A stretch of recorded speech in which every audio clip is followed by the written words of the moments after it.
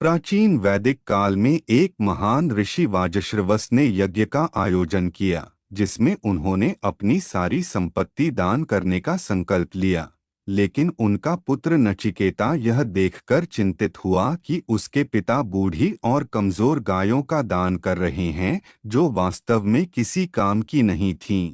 सत्य और धर्म के प्रति समर्पित नचिकेता ने अपने पिता से बार बार पूछा कि वह उसे किसे दान करेंगे। क्रोधित होकर वाजश्रवस ने कह दिया कि वह उसे मृत्यु के देवता यम को दान करते हैं।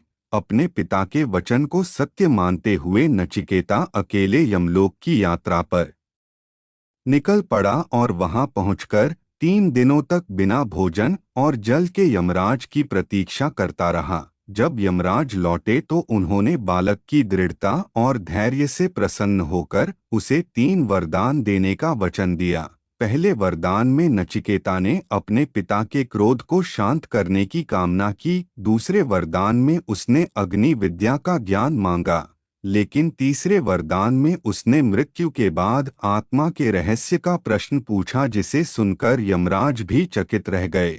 उन्होंने नचिकेता को धन, राज्य और लंबी आयु का प्रलोभन दिया, परंतु नचिकेता अडिग रहा और केवल सत्य ज्ञान चाहता था। दोस्तों, इस प्रेरणादायक क्षण पर आप सभी से निवेदन है कि फॉलन हीरोज को सम्मान देने के लिए कमेंट सेक्शन में अपनी श्रद्धांजलि जरूर लिखें।